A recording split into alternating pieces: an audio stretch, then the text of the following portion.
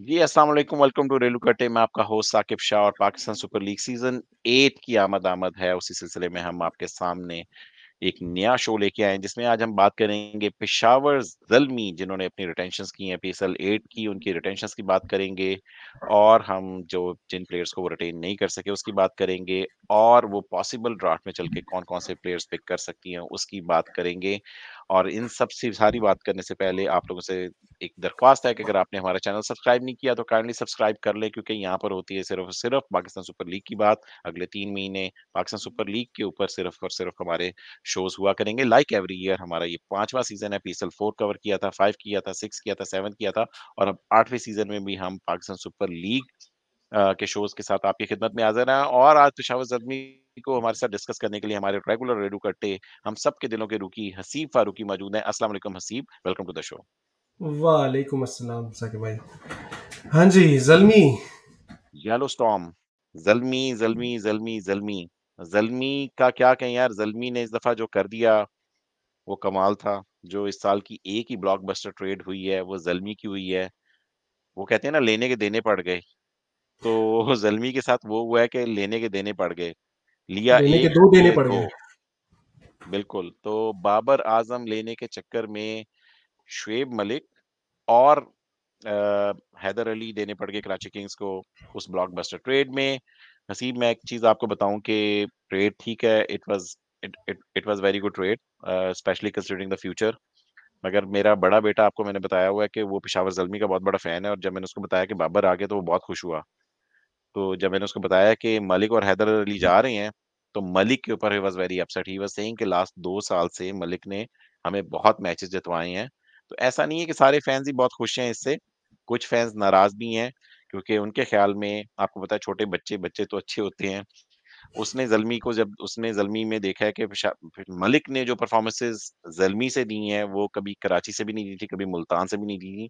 तो definitely middle order को लेके चल रहा था अकेला, ऊपर से हमेशा इनके जल्दी आउट होते थे। ज़ज़ई तो आपको पता है ना, वॉकिंग विकेट बना हुआ था। तो ज़ज़ई और जब ये हैदर अली जब चलते बन जाते थे, तो उसके बाद फिर मुझे आके जो सँभालने वाला होता था, वो होता था शुएब मलिक। मुझे मगर ज़ाहिर बात है, मलिक इज़ आपने 41 इयर्स सॉरी ओल्ड। आपकी बात तो काट रहा हूँ। सॉरी आपकी बात काट रहा हूँ। जब आपने वॉकिंग विकेट कहा ना, तो मुझे वो टाइम याद आ गया जब इन्होंने मिड सीजन ट्रेड की थी, ज़ज़ई को लेके आए थे।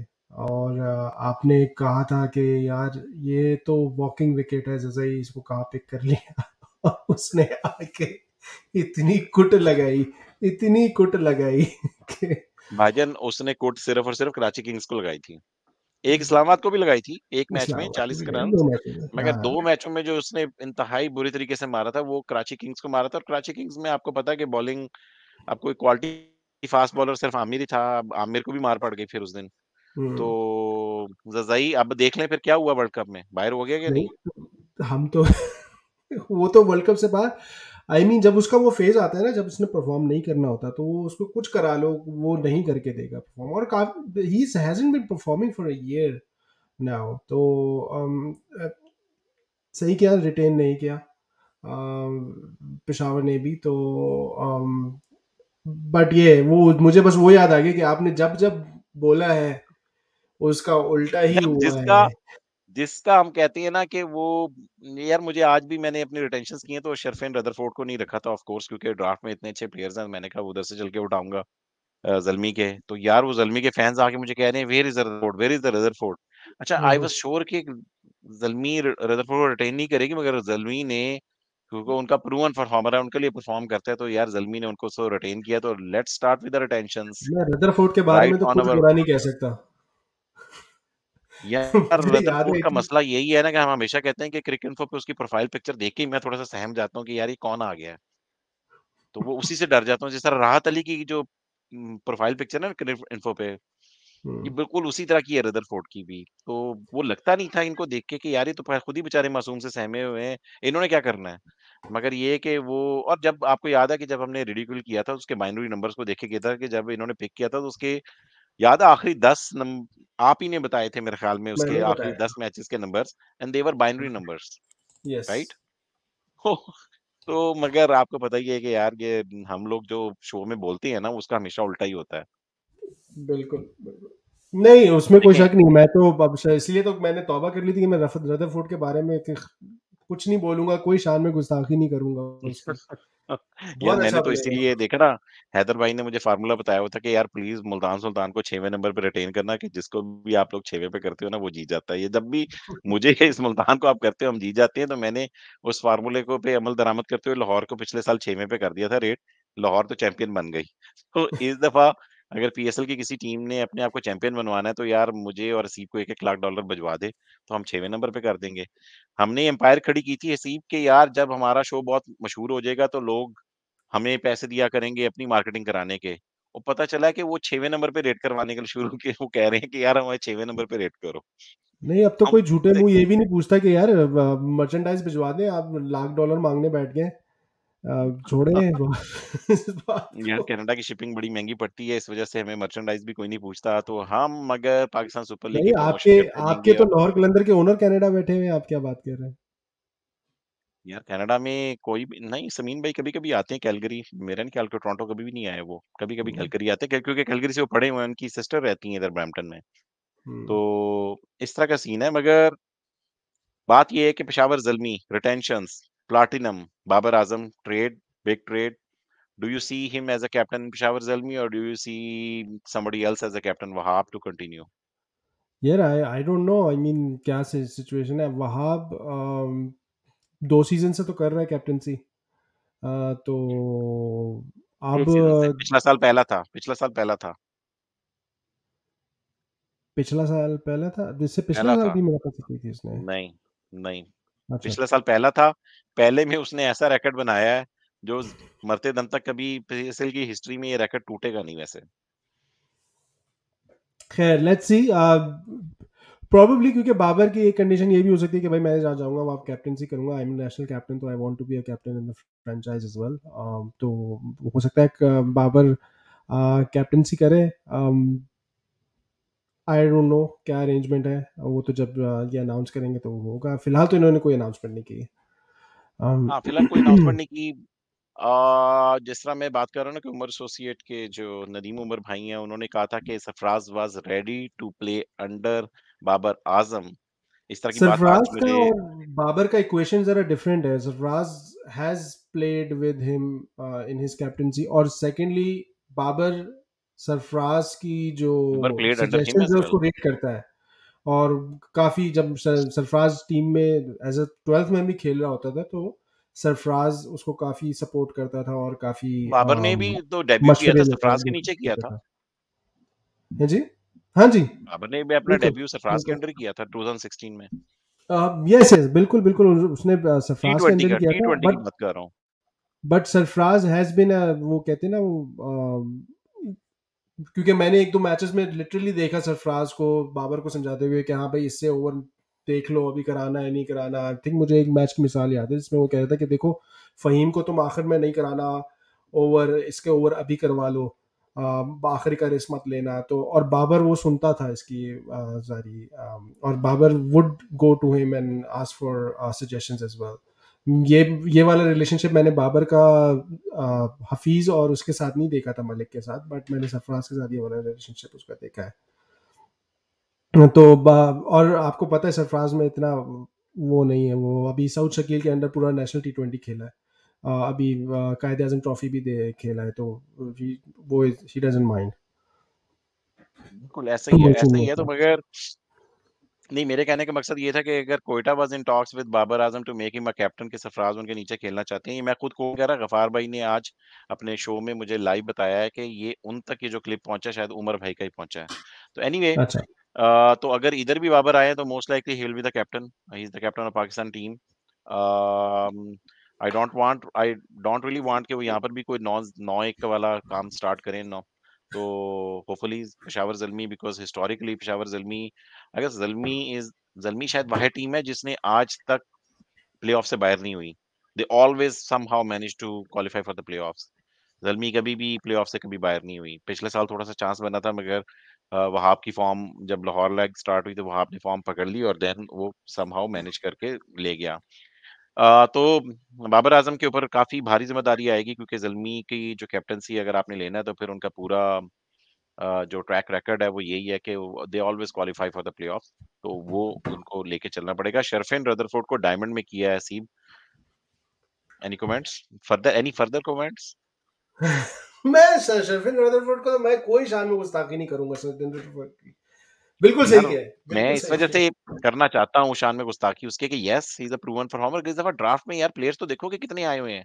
आप प्लेयर में अगर आपको बैट्समैन चाहिए ना, तो आपको ड्राफ्ट में डायमंड में कोई ना कोई, अगर आप बैट्समैन बताऊं, फिंच है, मिलर है, हेल्स है, इवन लुइस है, गप्टिल है, डूसन है, मलन है, निकलस पूरन है, गुरबाज है। और अगर आपने ऑलराउंडर ही देखना है तो जिमी नीशा मिल जाएगा आपको, मोइन अली भी है, ठीक है, ग्रैंड होम है, शकीब सामने है, मलन नबी थी। है, कॉर्नवॉल है। ये सारे वो प्लेयर्स हैं जिन्होंने रदरफोर्ड से ज्यादा अच्छी क्रिकेट खेली, and that's the only reason I am saying. और ये रदरफोर्ड देखो आई डोंट नो शर्फिन कब। रदरफोर्ड को, टू बी ऑनेस्ट मैं आपको बताऊं, अगर ये शर्फिन रदरफोर्ड को ड्राफ्ट में छोड़ देते ना, इनको गोल्ड में इजीली मिल जाना था। टू बी ऑनेस्ट, जितना अच्छा इस दफा रोस्टर है, डायमंड का रोस्टर भी बहुत अच्छा है, उसमें यानिमन मलन है डायमंड में, ठीक है, और काफी और भी बड़े अच्छे प्लेयर्स हैं। No, I I agree, but मैंने कहा ना मैं इतनी दफा अब चल मगर चुका हूँ इसके अंदर। ज़िल्मी के फैंस, अगर यार मुझे गालियां मत देना, I am just saying to the betterment of Zalmi, क्योंकि ज़िल्मी, हम तो न्यूट्रल एनालिसिस करते हैं, उसकी बेस के ऊपर कह रहा हूँ कि मेरा मेरा रदरफोर्ड के साथ कोई परसों नहीं है, मगर मैं तो ज़िल्मी की बेनिफिट के लिए कह रहा हूँ कि आपको इससे भी अच्छा प्लेयर मिल सकता था। तो मैं रिगार्डलेस यार, वो परफॉर्म कर रहा है जिस तरह, इज सेम लाइक यार, वैसे वाकई ज़िल्मी के जो फैंस हैं वो मुझसे काउंटर क्वेश्चन कर सकते हैं कि इतने अच्छे बड़े-बड़े प्लेयर पड़े हुए हैं इस दफा, तो आपने डेविड वीज़ा को हमेशा क्यों कर रहे हैं? क्योंकि वीज़ा हमारे दिल के भी करीब है, वीज़ा ने हमें टूर्नामेंट जितवाया है। वीजा के नाम पे तो पूरा यार आप लोगों ने वो पुल ओवर बनवाना है या फ्लाई ओवर बनवाना है, तो तब वो तो मीम्स में और उसमें बना दिया हमने फोटोशॉपिंग में। तो वो तो अब जाहिर सी बात है, आप उसको कैसे कर सकते हैं, लाहौर में उसके नाम पे जो है फ्लाई ओवर है। तो या again at this I think they wanted to keep him because वो एक सेटअप का पहले भी हिस्सा रहा है, टीम की इन्वायरमेंट को समझता है, सारे जो भी इन्वॉल्व है उनको समझता है। He is been unfortunate, honestly he is been unfortunate to not make it into West Indies team, जो कि खुद अब स्ट्रगल कर रही है इंटरनेशनली। बट उसकी सीपीएल में परफॉर्मेंसेज अप एंड डाउन रही थी, बट लास्ट मैच में आई थिंक उसने कोई 70-80 रन मार दिए थे, जो मुझे याद आ रहा है, शेफिन रदरफोर्ड ने। But let's see how he performs. But आपका पॉइंट बिल्कुल वैलिड है कि they are a lot of options within the draft as well that Zalmi could have looked at, और रदरफोर्ड इनको वैसे हो सकता है वैसे भी मिल जाता, और नहीं भी मिलता तो राइट टू मैच कर लेते।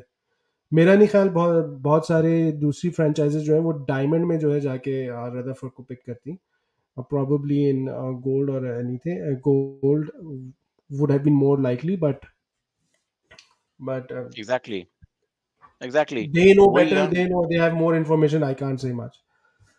हम जो है यार मगर बात ये है गेस कि भी कर इन्होंने सकते हैं। राइट टू मैच, अभी आगे मैं बात करूंगा जब इनकी नोटिसेबल ओमिशंस की बात हम करते हैं। अगली बात कर लेते हैं Wahab Riaz, captain, ex captain, ठीक है, व्हाटएवर, डायमंड में make sense, he still has lot to offer, maybe this might be his last year, you never know, because age is not in side, I guess he should be 36 37 by now. आगे बात कर लेते हैं Mohammad Haris gold में। यार Babar and Haris opening, this could be the right template, this could be the template which could set up the template of Pakistan batting in the future. अगर बाबर और हारिस एक टेम्पलेट बन जाता है, एग्रेशन अच्छा जाता है हारिस का ये, तो फिर वो जो हमारी इतनी जो रोजाना ट्विटर स्पेसेस पे और सारे आप जैसे एनालिस्ट बैठ के बाबर और रिजवान की जोड़ी को तोड़वा रहे हैं, yes that would be a big dent for them, क्योंकि अगर हारिस और बाबर की जोड़ी अच्छी बन जाती है तो फिर रिजवान के ऊपर बहुत प्रेशर हो जाएगा। और अगर रिजवान भी वहां से स्कोर कर रहा है और यहाँ से हारिस स्कोर कर रहा है और बाबर नहीं कर पाता, तो बाबर पे बहुत प्रेशर आ जाएगा। तो it all depends on Haris के वो इस दफा अगर ओपनिंग में आता है जल्मी से, तो कैसी परफॉर्मेंसेस देता है। उसकी अच्छी परफॉर्मेंस का मतलब है कि ये जो बाबर और रिजवान की जोड़ी, जिसका मैं बहुत बड़ा सपोर्टर हूँ और आप लोग बहुत बड़े क्रिटिक हैं, उस पर डेंट लगेगा। व्हाट डू यू से? जो आप क्रिटिक की बात कर रहे हैं, क्रिटिक जो है वो माइंडसेट पे है। We all know Babar and Rizwan can go fast, there is no doubt about it, but at the end of the day, और इस पे पूरा शो हो सकता है, मैं इस पे पूरा शो आपके साथ बैठ के करने को तैयार हूँ, और ये हो, और हम, और होगा यही कि हम दोनों आपस में बहस करते रहेंगे, और आखिर में आपने ना मेरी सुननी है ना मैंने आपकी माननी है। तो बट मुझे जो लगता है और हमेशा से ये है कि भाई, it's the problem is in the mindset. We are too cautious, like अगर आप चेस करते हुए 200 का टारगेट चेस करते हुए एक पेस के साथ इनिंग खेल सकते हैं, तो आप एक टारगेट सेट करते हुए उसी पेस के साथ क्यों नहीं खेल सकते? इतने और ओपनर्स अगर हैं नहीं दुनिया में खेल सकते, जिन्होंने 3 दफा 200 का टारगेट चेस किया है। माइंडसेट कैसा था इनका दोनों का जब इन्होंने 3 दफा 200 चेस किया है? तो वही बात कर रहा हूँ ना, वही माइंडसेट टारगेट देते हुए क्यों आज गायब हो जाता है? इतनी दफा उसी इन्होंने टारगेट भी माइंडसेट बहुत को अच्छा उस दिया और वक्त मैच क्या हो जीते हैं। जाता है जब यार जब जो मैचेस और में इन्होंने जिताए हैं उसमें इन्होंने टारगेट बड़ा दिया होता तो जीते होता। अब आप बॉलिंग को क्रेडिट दे देते हो। और जब ये लोग 2 करके आते हैं और आपकी बॉलिंग हरवा देती है तब आपको बात नहीं करते, कभी बॉलर्स पे नहीं डाल। एक्चुअल में यार हमारी तरफ ये है कि सब कुछ बैट्समैन पे डाल दिया जाता है। बॉलर्स हमेशा क्लीन शीट लेके चले जाते हैं। कितनी दफा अपने मैचेस अपने वनडे के निकाल लो, बैट्समैन हमारे 300 रन्स करके देते हैं, आपके बॉलर 300 पकवा देते हैं। आपके हमारे बैट्समैन 170 180 रन्स करके देते हैं, आपके बॉलर सर, पकवा देते आप हैं। मुझे तो तब एग्जांपल्स दें आप तो कभी मैं बात बॉलर से कर उनकी लेता हूँ। इकॉनमी की बात करते हो? बिल्कुल करते हैं, लेकिन और बहुत कुछ करते हैं। हसन अली पिछले वर्ल्ड कप में कितना लताड़ा गया, हसन किसने अली नहीं से वजह लताड़ा लताड़ा उसको? गया, एक्सपेंसिव नहीं, वो विकेट्स भी नहीं ले रहा था, उसके साथ ये नहीं, प्रॉब्लम हुई तो थी, ना विकेट तो ले रहा है और मार भी खा रहा है। तो यही बात अब हम बाबर और रिजवान पे कर सकते हैं कि ना रन बना रहे हैं और स्ट्राइक रेट भी नहीं है। तो अब उस वक्त आप नहीं, कहते हैं कि नहीं जी, बॉलर को कुछ नहीं कह रहे हो आप। क्यों? अभी तो यार अभी तो उन्होंने अभी आपको न्यूजीलैंड की सीरीज में आप जीत के आ रहे हो। इंग्लैंड की सीरीज में उन्होंने 200 रन्स किए, बाबर ने सेंचुरी की। न्यूजीलैंड में क्या हसन किया? अली का तो ये हो गया था, हसन अली का पूरा 1 साल बुरा गया, फिर वो चल के निकला है। उसको जितने चांसेस हसन अली को मिले हैं, न्यूजीलैंड में I'm क्या किया? सरप्राइज्ड कि इतने चांसेस कभी किसी को मिले नहीं है। न्यूजीलैंड में क्या किया साकिब भाई? न्यूजीलैंड में ठीक है, उतना स्कोर नहीं था मगर स्कोर तो किया दोनों ने। ठीक है, यही तो कह रहा हूँ, इस पे पूरा प्रोग्राम हो सकता है और हम बैठ के उस चलो पे ठीक बात है कर यार, हम सकते हैं, ज़ल्मी की बात कर रहे हैं, लेकिन अभी हम जल्दी ज़ल्मी की के बात हो रही शो है। को हाईजैक नहीं करना चाहते, इसके ऊपर पूरा प्रोग्राम होगा आपका और मेरा। लेट्स से इसी सैटरडे संडे मैं बिज़ी हूँ, मगर अगले सैटरडे संडे को कोई लाइव शो करते हैं, करेंगे पीएसएल पे, मगर इस बात पे ज़रूर बात करेंगे और इस पे हम अपने जो रेगुलर व्यूअर्स हैं, उनके कमेंट्स भी लेना शुरू कर देंगे। आगे चलते हैं यार। आमिर जमाल आमिर जमाल को इन्होंने रिटेन किया है, व्हिच इज़ वेरी सरप्राइजिंग कि इन्होंने एक पाकिस्तान के फ्यूचर स्टार को, जिसने पाकिस्तान से डेब्यू कर लिया है, उसको सिल्वर में इन्होंने उसको पिक किया है, ठीक है? लेकिन और ये इसके सिल्वर अलावा में कैसे हो सलमान गया? रश रेलेगेशन अच्छा क्लॉज वैसे दिया। ना मैं वही लगाने लगा हूँ, उससे कभी कन्फर्म हो जाएगा कि आमिर जमाल के साथ हुआ क्या। जी, आमिर जमाल ब्रांड को एम्बेसडर ब्रांड बना दिया एम्बेसडर उसको। बना के इन्होंने गोल्ड से नीचे किया, क्योंकि पाकिस्तान खेला हुआ था तो गोल्ड उसकी कैटेगरी थी।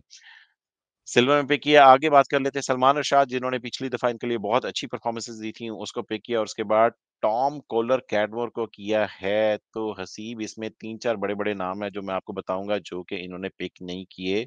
2 ऐसे प्लेयर्स थे जो इन्होंने पिछले साल ट्रेड किए थे। एक इन्होंने ट्रेड किया था इस्लामाबाद यूनाइटेड के साथ हुसैन तलत को, वो डायमंड में थे, डायमंड में उसको रिटेन नहीं किया। उस्मान कादिर इन्होंने ट्रेड किए थे मुल्तान सुल्तान के साथ, या फिर इन्होंने जाके उसमें लिए थे, ड्राफ्ट में लिए थे, ट्रेड नहीं किए थे, शायद ड्राफ्ट में लिया था। What do you say Usman Qadir and Hussain Talat right to match किया भी तो एक आधे पे करेंगे तो उसका मतलब है एक तो जाएगा।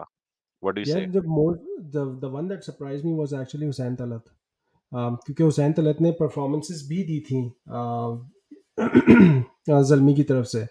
तो इट, और from both bat and ball, बहुत, इनफैक्ट 2 मैचेस तो मुझे ऐसे याद पड़ते हैं जो कि ऐसी क्रूशल मौके पे वो आया था, उसने पार्टनरशिप लगाई थी शोएब मलिक के साथ, and he took them through Zalmi को।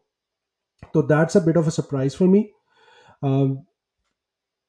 As far as Usman Qadir का है, हाँ, आपके पास वही बात आ जाती है कि लेग स्पिन में अब आपके पास ऑप्शंस बहुत आ गए हैं डोमेस्टिक में। And Usman's performances in the last year और सो कोई वाव परफॉर्मेंसेज नहीं थी। स्पेशली एक मसला ये कि, और उसमें थोड़ा उसका भी इतना ज़्यादा कसूर नहीं, क्योंकि ही उसने इतने ज़्यादा मैचेस खेले नहीं हैं, उसको मैच प्रैक्टिस की बहुत सख्त ज़रूरी है, क्योंकि उसमें उसके अंदर एक वो इसके एक ओवर में 1 से 2 वो वाली बॉलें हैं जो जिस पे पड़ता ही पड़ता है, और वो तभी उसका सही होगा जब वो एक रिदम के साथ एक मुसलसल बॉलिंग कराएगा, जिसके लिए उसको डोमेस्टिक में जाना पड़ेगा। Unfortunately he has been with Pakistan team throughout. तो ना वो डोमेस्टिक खेल पा रहा है, और पाकिस्तान टीम के 11 में भी वो उस मुश्किल से 1 या 2 मैच खेल पाता है हर 10 11 मैचेस के बाद। तो that is a big issue for him. He is a good bowler, no doubt about it, but वो एक जो उसके अंदर है ना, एक फुल टॉस मारनी है और एक शॉट मारनी हर ओवर में, वो उसको डुबो जाएगा। वो जो हाफ ट्रैकर करते हैं ना यार, वो बहुत बुरा होता है। बड़े जी। ग्राउंड में तो फिर भी वो कैच वगैरह निकल जाता है, जिस तरह ऑस्ट्रेलिया होता है ना, तो शायद कैच कुछ निकल जाता है एमसीजी वगैरह में, एससीजी या वगैरह में। मगर वो कराची लाहौर में तो वो छक्का होता है। बिल्कुल, बिल्कुल। तो that I think that is the reason why they have not picked him this time around. Specially domestic में भी आपके पास अब काफ़ी ऑप्शंस आ गए हैं स्पिनर्स के। um, और फिर ड्राफ्ट में काफ़ी हैं साकिब भाई, आपको ड्राफ्ट में ही 2 लेग स्पिनर्स तो आपको नज़र आ रहे हैं। तो इसीलिए I think that was the reason why Zalmi didn't retain him. यार ज़ल्मी ने पहले तो ये कि स्पिनर बड़े अरसे के बाद लिया था। अगर आप देखो ज़ल्मी ओवरऑल अपने फास्ट बॉलर्स के साथ ही जा रही होती है और एक आधा पार्ट टाइमर ही होता है। अगर आप देखो कि इन्होंने मोहम्मद असगर आए थे पहले दूसरे सीजन में इमर्जिंग में, जब तक थे तो तब तक मोहम्मद असगर को खिलाया, उसके बाद तो कभी कोई स्पिनर आया भी नहीं इनके पास। उस्मान कादर ही आए थे फिर पिछले साल, क्योंकि इसके बाद फिर बीच में ये लियाम डॉसन को एज ए पार्ट टाइमर नहीं, नहीं, खिलाते आपका रहे थे। फेवरेट लियाम डॉसन आप भूल रहे हैं? वही तो मैं कह रहा हूँ, लियाम डॉसन को as a oh! Part timer था ना, वो तो प्रॉपर स्पिनर तो नहीं है, कोई जेन्युइन स्पिनर। ठीक है। जी। तो वो तो कभी 2 ओवर कर लेगा, कभी 3 ओवर कर लेगा। ये उसके साथ पिछले साल जिस तरह हुसैन तलत से वो ये 5-5 फास्ट बॉलर खिला देते हैं। ये 4 इनके रेगुलर फास्ट बॉलर होते हैं, 5वां हुसैन तलत था। तो ज़रूरी नहीं है कि ये कोई स्पिनर को बड़ा उठाएँ, हो सकता है कि स्पिनर की तरफ ये अक्सर जाते भी नहीं होते। फास्ट बॉलर की तरफ ही जाते हैं, फास्ट बॉलर के पास लोकल होंगे। एक आधा ये स्पिनर हो सकता है कि ले लें, हो सकता है वो शकीब ले लें बेशक। हाँ, ठीक है, असरंगा तो इनको अगर मिलता है, नहीं मिलता तो मोइन अली को ट्राई कर सकती हैं। उस तरह का कोई ले सकते हैं जिसमें बैटिंग का एलिमेंट भी हो। आई डोंट थिंक सो एक कोर स्पिनर, उस तरह का प्योर स्पिनर लेंगे जी। जो कि बैटिंग ना कर सकता हो। तो this this is what I think. वो तो हम बाद में बात करते हैं। अगर कोई और इनकी अगर पिछले साल की टीम देखें तो Zazai is a big miss, Livingstone इस दफ़ा ड्राफ्ट में अवेलेबल ही नहीं है। हमने हुसैन तलत अच्छा, की बात अरशद कर ली इकबाल को हमने, इन्होंने साकिब। रिटेन नहीं किया है। Arshad Iqbal is another big miss यार। आप ये देखो कि आप टॉम कॉलर कैडमोर को कर रहे हो और अरशद इकबाल को नहीं कर रहे यार। अरशद इकबाल ठीक है, ज़ख्मी हो गए व्हाटएवर, उसने 1 मैच खेला था, उस एक ही मैच में उसने 3 आउट किए थे इफ आई रिमेंबर करेक्टली। शायद लाहौर के खिलाफ ही मैच था। Arshad Iqbal is a very good bowler. I rate him very high to be honest. और ठीक है, इन्होंने आमिर जमाल को कर लिया क्योंकि ऑलराउंडर का एस्पेक्ट लेकर आ जाता है वो। But there is a long way to go. Aamir Jamal तो पिछले साल किसी सीन में भी नहीं था। इस साल चूँकि वो पाकिस्तान खेल गया तो इन्होंने उसको रिटेन कर लिया, ठीक है, ऑलराउंडर के एस्पेक्ट से। मगर अरशद इकबाल को छोड़ देना, ठीक है, पिछले साल किसी ने भी तो छोड़ा था तो इन्होंने पिक किया था। तो लेट्स सी। और अरशद इकबाल फिर आपको पता है ना कि वो सिल्वर में पिक हुआ था, गोल्ड में पिक भी नहीं हुआ था कराची ने जब उसको रिलीज़ किया है। आई तो थिंक लेट्स सी। थोड़ा-सा अरशद इकबाल की फ़िटनेस का शायद इश्यू है, क्योंकि उसने कायद-ए-आज़म ट्रॉफ़ी में भी सिर्फ़ 2 मैचेज़ ही खेले हैं केपीके की तरफ से। Um, तो अच्छा, अच्छा। Could that could be a reason to, that could be the reason. But I don't know, मुझे नहीं पता कि उसकी क्या सिचुएशन है। um, इसके अलावा अगर बात कर लें हम अरशद इकबाल के बाद बात कर लें तो कामरान अकमल के साथ उनका गुड बाय हो गया। आई डोंट नो कि कामरान अकमल को आइडियली तो पिछले साल ही रिटायर हो जाना चाहिए था। मगर अभी सुना है कि कराची किंग्स के साथ वो राब्ते में है एयरवाई के ऊपर। आज वो कह रहे थे कि क्या नाम है, गफार भाई बोल रहे थे कि चूंकि एयरवाई के ऊपर शो करते गए हैं तो हो सकता है वहीं पर ही कोई बातचीत चल गई हो कि यार विकेट कीपर तो देखो जो क्लार्क को उन्होंने पिक नहीं किया, राइट। तो जो क्लार्क और उसको भी रोहिल नज़ीर को भी नहीं किया, तो हो सकता है कि कामरान अकमल जो है इस दफ़ा कराची किंग्स में साथ। ये कुछ जर्नलिस्ट ने वैसे कहानी छोड़ी हुई है, I am not sure whether those are credible news और नॉट, मगर उन्होंने बोला कि हफीज़ और कामरान अकमल दोनों कराची किंग्स के साथ इन टच हैं। इसके बाद समीन गुल को कभी ना कभी वापस ही ले लेंगे। मोहम्मद आमिर, सिराजुद्दीन और बेन कटिंग। बेन कटिंग इस दफ़ा ड्राफ्ट में मौजूद हैं यार। और एरिन हॉलैंड ने मेरी एक ट्वीट के ऊपर लाइक भी दिया है, पता नहीं आपने देखी है नहीं देखी, मगर मैं नहीं नहीं, उसकी डिटेल्स बताऊँगा। सोहेल तनवीर ने 4 छक्के खाए थे बेन कटिंग से, उसपे मैंने एक ट्वीट की थी और उसपे एरिन भाभी ने आके लाइक भी दे दिया है, जलती के ऊपर तेल का काम कर दिया है। एनीवे यार, ड्राफ्ट में आपके ख्याल में इनके पास 2 पिक्स हैं। उसकी बात कर लेते हैं हम थोड़ा-सा अब ज़रा कि ड्राफ्ट में क्या करेंगे ये लोग।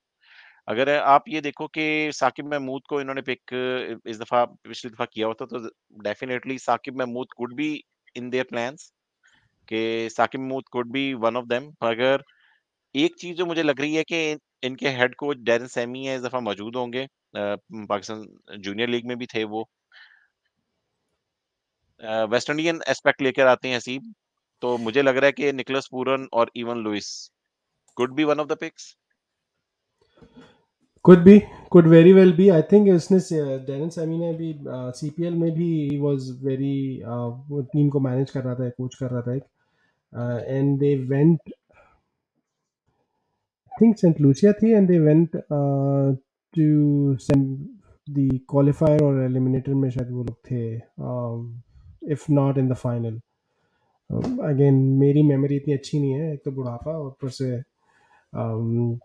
इंटरेस्ट इस वक्त और बहुत सारी चीज़ों में, तो हो सकता है I could be wrong, but या हाँ, तो हो सकता है उस टीम से वो काफ़ी रिसोर्सेज शायद लेके आए। और वैसे टू योर पॉइंट, शर्फिन रदरफोर्ड का रिटेन होना और भी एक वजह हो सकती है उसकी, और दूसरी टीमों का आना, दूसरे क्योंकि टीम में प्लेयर्स, दूसरे वेस्ट इंडियन प्लेयर्स का सबसे आना ज़्यादा भी वेस्ट इंडियन प्लेयर इन्हीं के पास होते हैं। पॉसिबिलिटी है। जी जी, फ्लेयर तो हमेशा से होता है अगर इनके आप पास। देख लो कि ये फैबियन एलन इनके पास होता है और रोमन पावेल अक्सर इनके पास होता है, ठीक है, रदरफोर्ड तो इनके पास पहले ही है। तो अक्सर ये उस तरह के प्लेयर लेते हैं, तो हो सकता है कि इस दफ़ा देखिए ज़ज़ई नहीं है, तो ज़ज़ई की इक्वल रिप्लेसमेंट अब या तो ज़ज़ई वापस लें, ज़ज़ई नहीं लेंगे तो आप इवन लुइस ले जाएँ, ठीक है। नहीं तो अगर वो भी नहीं गुरबाज भी तो चाहिए है। तो आपको backup keeper Nicholas Pooran is good enough to play as a batsman as well नहीं और तो डेविड गुरबाज भी तो मलन है, भी हो जज़ई सकते क्यों हैं। लेंगे? जज़ई की जगह वो गुरबाज ले लेंगे, तो जज़ई लेना तो उससे बेहतर वो गुरबाज़ गुरबाज ले है, लेंगे। ज़ज़ई है, मतलब कि मगर गुरबाज़ की तरफ जा सकते हैं, मगर डेविड मलन को भी ले सकते हैं। डेविड मलन का तो करियर ही इधर से स्टार्ट हुआ हुआ है। बिल्कुल। डेविड मलन मोस्ट प्रोबेबल हो सकता है, इस्लामाबाद वाले भी देखें, क्योंकि इस्लामाबाद की तरफ से पहले खेल चुके हैं वो। तो ये देखो स्टार्ट तो अग उसने डेविड मलान ने ज़ल्मी से किया था, उसके बाद फिर इस्लामाबाद यूनाइटेड को गए थे। इस्लामाबाद गया था। तो जी। These were the only possible picks very good retentions again यार इस दफ़ा वैसे रिटेंशन सभी की अच्छी हैं। अगर किसी एक टीम की रिटेंशंस में मुझे थोड़ी बहुत कंसर्न्स थे, तो वो ज़ल्मी की रिटेंशंस पे ही थे। मेरा ख़्याल में हुसैन तलत और Usman Qadir and on top Arshad Iqbal ये 3 मिस हैं। टॉम कॉलर कैडमोर आपको ड्राफ्ट में मिल जाना था। इस दफ़ा जितने अच्छे प्लेयर्स हैं, तो सिल्वर में कहीं न कहीं टीकेसीएम ने मिल जाना था आपको। तो आई वुड से कि हुसैन तलत स्पेशली यार उसने परफ़ॉर्म भी किया था। मैं बड़ा खुश हूँ टू बी ऑनेस्ट अगर लाहौर कलंदर्स को मैं तो रिकमेंड करूँगा अगर गोल्ड में मिलता है तो भाई पकड़ लो। हुसैन तलत जैसा प्लेयर जो कि ऑलराउंडर एस्पेक्ट लेके आ जाता है। अगर कहीं पर आपको ओवर निकालने हो तो उसने निकाले भी हैं पिछले साल इनकी तरफ से बॉलिंग में भी उसने कई कई दफ़ा अच्छी बॉलिंग भी करके दी है उसने और फिर बैटिंग भी वो कर लेता है। तो दैट वाज़ आवर शो। आप कमेंट सेक्शन में बताइए कि पेशावर ज़ल्मी प्लाटिनम में किन प्लेयर्स को पिक करे और आपके कमेंट्स के ऊपर मैं चल के दूँगा आपके सारे कमेंट्स का जवाब और अगर आप हमारे चैनल पे फर्स्ट टाइम आए हैं, तो हमारा चैनल ज़रूर सब्सक्राइब कर लें क्योंकि यहाँ पर होती है सिर्फ़ और सिर्फ़ पाकिस्तान सुपर लीग की बात। अगला हमारा आखिरी शो रह गया मुल्तान सुल्तान के ऊपर, तक मेरे सोना हम स्टार्ट करने लगे हैं कल और हसीब फारूकी जो हैं हमारा साथ देंगे इंशाअल्लाह ताला वादे के पक्के हैं। उन्होंने कहा था कि आज सारे शोज़ होंगे। अगले शो में मिलते हैं। अपना बहुत ख़्याल रखिएगा। खुदा हाफ़िज़।